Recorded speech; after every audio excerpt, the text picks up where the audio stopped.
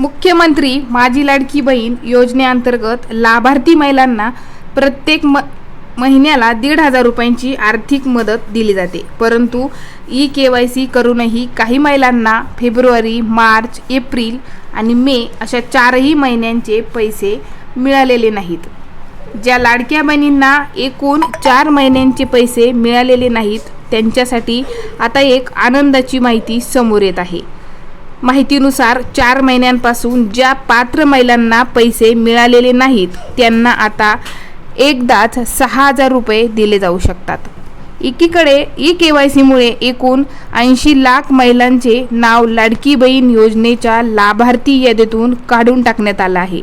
दुसरीकडे KYC करूनही काही महिलांना 4 महिन्याचे पैसेच आले नाहीत। याच महिलांसाठी आता ही खुश खबर आहे।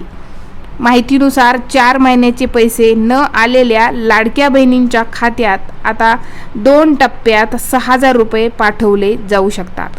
फेब्रुवारी, मार्च महिन्याचे 3,000 आणि एप्रिल, मे महिन्याचे 3,000 असे महिलांना एकत्र मिळून 6,000 रुपये मिळणार आहेत। दरम्यान पात्र महिलांना या आधीच्या 4 महिन्याचे पैसे 2 टप्प्यात दिले जाऊ शकतात असे सांगितले जात आहे।